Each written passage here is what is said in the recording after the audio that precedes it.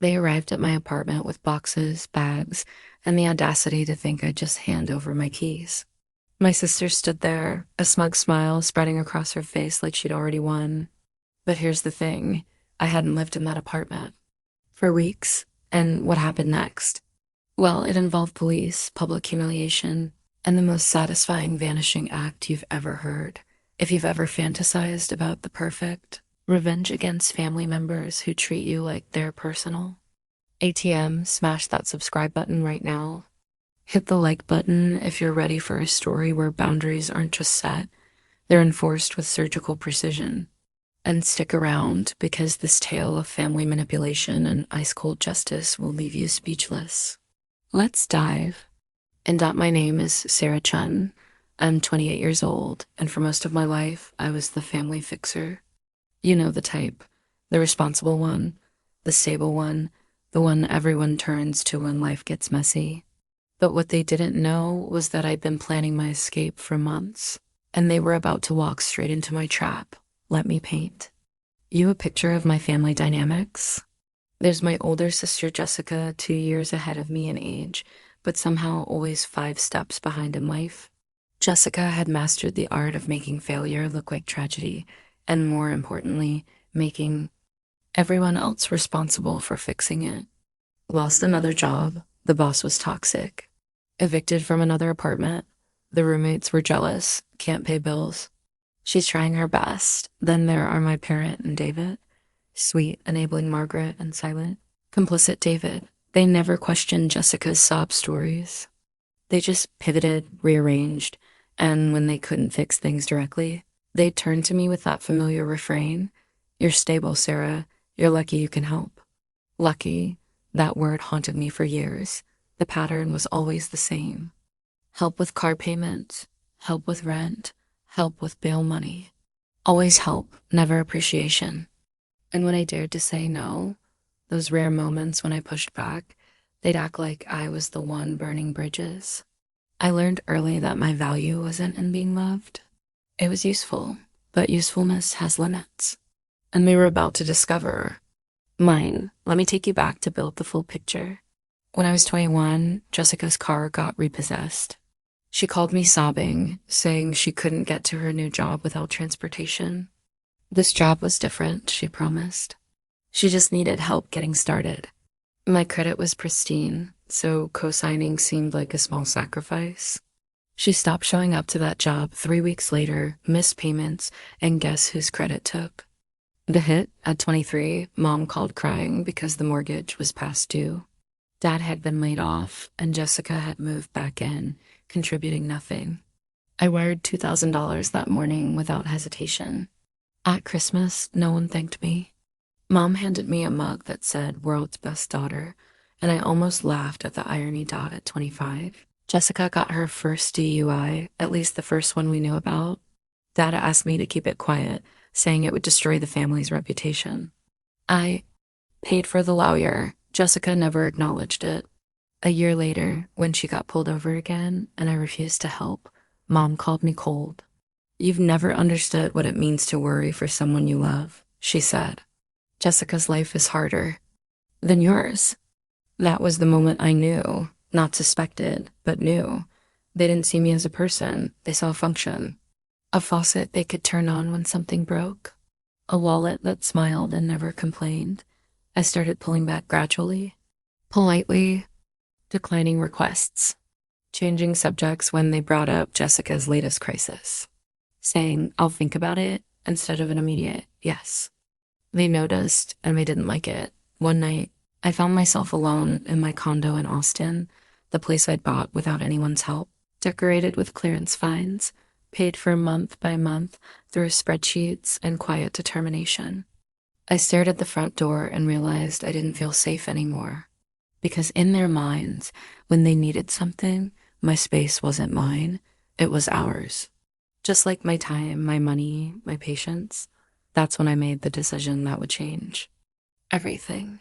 I called a realtor, listed the condo quietly, legally, without fanfare. I moved into a small apartment in downtown Houston, a place nobody knew about because nobody had asked. I could have told them about the move, but I didn't. Not out of cruelty, not out of revenge, but out of pure self-preservation. Because sometimes, when you grow up in a family that only remembers your usefulness, the kindest thing you can do for yourself is disappear just enough to breathe. The setup was perfect, and I didn't even know it yet that Sunday dinner at my parents' house in Plano had a predictable rhythm. Same casserole, same table, same undercurrent of pressure disguised as family. Bonding. That particular evening, something felt rehearsed. Mom greeted me with a smile too wide to be sincere. "You look so thin, sweetheart. Are you eating enough?" Dad stayed quiet, avoiding eye contact. Jessica sat at the table, scrolling her phone, like a teenager avoiding the principal's office. I knew these signs. When Mom acted overly sweet and Dad went silent, they were about to drop news they knew I wouldn't like. We made it through the salad course with Mom complimenting the weather like it was a personal achievement. Dad kept refilling his wine glass, and Jessica picked at her food like it might bite back. Then Mom set down her fork, folded her hands, and deployed that practiced smile she reserved for requests wrapped in guilt. "Sarah," she began softly, "we've been talking. Jessica's had a rough time lately, and she's going to be moving in with you for a little while." Just like that. No question, no discussion. She said it like she was offering me cookies, like of course I'd say yes. The room paused, waiting for my resistance, bracing for the pushback they could later call selfish. I looked at Jessica, who glanced up briefly before looking away. Dad cleared his throat, already preparing for an argument. Instead, I smiled. "Of course," I said lightly. "If it helps Jessica get back on her feet, I don't see why not." The silence that followed was sharp. Mom blinked, caught off guard by my compliance. Dad exhaled like he dodged a bullet. Jessica leaned back in her chair, smugness creeping across her face like spreading moss dot.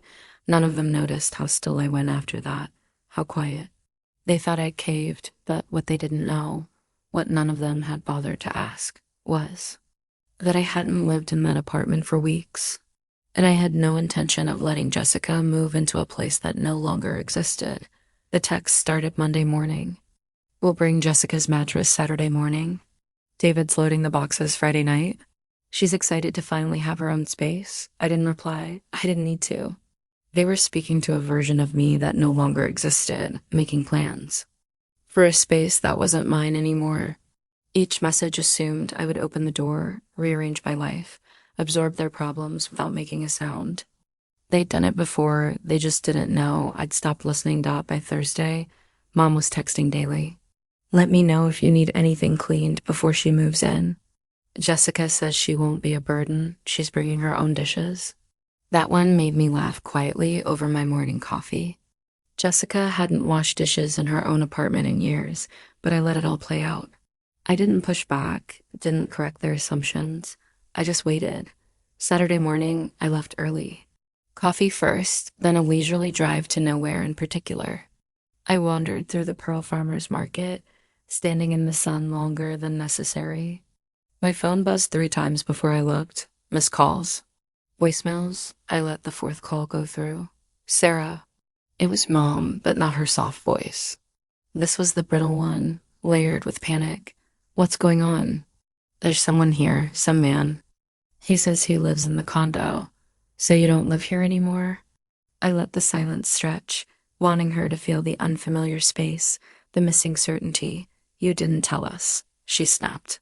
"You never said a word?" "No," I replied evenly. "I didn't." Scrambling in the background, Dad's voice was sharp and low. "Jessica said something I couldn't hear." "Sarah," Mom hissed, "what is this?" "I sold the condo," I said simply. "Weeks ago." "You what?" "I moved out." I didn't think it mattered since no one asked where I lived. For a moment, nothing. I imagined them standing on that porch, bags scattered on the ground, realizing they'd planned an invasion and showed up at the wrong address. Then Dad's voice cut through. "You lied to us. You said she could move in." I said if it helps Jessica, I don't see why not. I didn't specify where. Another pause. A sharp inhale from Mom. From Jessica, finally. "So what? We're just supposed to figure it out now." She sounded young when she said it. Not angry, just lost. For the briefest second, I almost felt sorry for her, almost, but I didn't answer because I hadn't changed addresses out of anger. I hadn't sold the condo to make a point. I did it because I was tired of living in a space that never felt truly mine. I did it because I deserved to come home without bracing for impact. They thought that was the end of it. They were wrong. By evening, they were standing at my actual door. I knew they'd come. Mom wouldn't let it go. She'd dig, call people shell, up just to prove that no matter how far I moved, I was still reachable, still obligated. The knock came at sunset. 3 quick clipped hits from someone trying to stay polite while barely holding it together. I looked through the peephole. Margaret, David, Jessica, and a car full of boxes parked at the curb like it was moving day. I opened the door halfway. "You found me," I said flatly. Mom looked flushed, lipstick faded, hair pushed back like she'd run her hands through it repeatedly. "We tried calling," she said, voice tight. "We didn't think you'd actually—" "We didn't think you'd be here. It's my apartment," I said. "But you said," Dad's voice was rising now, "you said she could move in. Now we're standing here with all her things, and you're acting like we're strangers." I didn't move from the doorway. "I never said she could move in here. I said if it helps Jessica, I don't see why not." That was about the old place, which, if you recall, I don't live in anymore. Jessica stepped forward, arms crossed, cheeks red with fury. "This is petty, Sarah. You always act like you're so above everyone, but this is just cruel." I tilted my head. "You packed up your life and drove across the city to move into someone's apartment without confirming it still existed. That's not cruelty. That's entitlement." "You're my sister," Jessica's voice cracked. "Yes," I said coolly. "And you've spent years confusing that with free housing?" Dad stepped between us, voice edged with warning. "Enough, Sarah. We're not leaving. We've put up with a lot from you. You owe this to your sister?" There it was. The word that had hung unspoken for years. Oh, as if every dollar I'd paid, every crisis I'd solved, every sleepless night spent fixing problems I didn't create had been written down somewhere. Part of a contract I'd never signed. I stepped back and picked up my phone. "What are you doing?" Mom asked, eyes narrowing. I didn't answer. I dialed 911. "What's your emergency?" My voice stayed perfectly calm. "Yes, I have family members outside my apartment who are refusing to leave. They're not on the lease, they weren't invited, and I'd like to report trespassing." Jessica's mouth fell open. David swore under his breath. Mom looked like I'd physically slapped her. "Sarah," she whispered, almost pleading, "you're calling the police on your own family? I asked you to leave. You said no. The dispatcher asked for my address. I gave it clearly." Jessica's voice shook with rage. "This is going to ruin everything. Do you know what people will think? Do you know what they'll say?" "Yes," I said. "They'll say I finally stopped opening my door to people who only remember I exist when they need something." Mom's voice dropped to something smaller. "You used to be kind. I didn't flinch. You used to notice when I was hurting." The silence that followed wasn't empty. It was heavy, packed with every ignored boundary, every swallowed word, every moment I'd said yes when I wanted to scream no. A patrol car pulled up 10 minutes later. The officer stepped out, tall, calm, professional. "Evening," she said. "We received a call about trespassing." I nodded. "That was me." She looked at my parents, at Jessica, at the car still loaded with boxes. "Ma'am, sir, I'm going to have to ask you to leave the premises. This is our daughter," David protested. "This is a family matter, and this is her residence," the officer replied evenly, "which you're not allowed to occupy without permission." Jessica looked like she might cry or throw something. "You're going to regret this, Sarah." "No," I said, feeling lighter than I had in years. "I've regretted almost everything. Up until this point, this is the first thing I'm sure of." They left. Boxes still in the car, pride wounded, assumptions shattered. I watched from my window as they drove away, probably already crafting the story of how I'd betrayed them, how I'd become cold and ungrateful.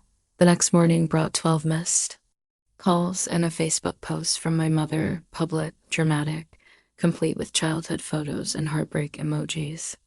We raised both daughters to care for each other, but one has forgotten what that means. We're heartbroken that Sarah, so successful, so fortunate, would turn her back in her time of need. Hundreds of likes, dozens of comments from people I hadn't seen since childhood, calling me selfish, cold, entitled. For the first time in my life, I posted back. Not a rant, not an emotional outburst, just screenshots. The $2,000 mortgage transfer. My name on Jessica's car loan. The lawyer invoice from her DUI. A timeline of every favor, every bailout, every crisis I'd solved since I was 2-1 dot, then the real estate listing showing the condo sale date. And finally, a message Jessica had sent me 2 years earlier, calling me a boring robot because I wouldn't let her crash at my place for a month. Ended with one line: I didn't abandon my family. I just stopped volunteering for emotional debt. That night, my apartment was perfectly still. No buzzing phone, no unexpected visitors, just the quiet hum of the refrigerator and the occasional creak of settling pipes. I made tea, not for sleep, but for the ritual of holding something warm while steam rose like forgiveness. I walked onto my balcony and watched the city move below. People walking dogs, headlights flowing like rivers of light. A neighbor waved from 2 floors down, and I waved back. It was simple, that gesture, but more genuine than most interactions I'd had with my family in years. Inside, I turned off the lights one by one. No family photos on the walls, no guilt-inducing reminders of obligation. Just a clean, quiet space that belonged entirely to me. I didn't feel triumphant or bitter. I felt done. Done performing, done explaining, done being the spare oxygen mask for people who never learned to breathe on their own.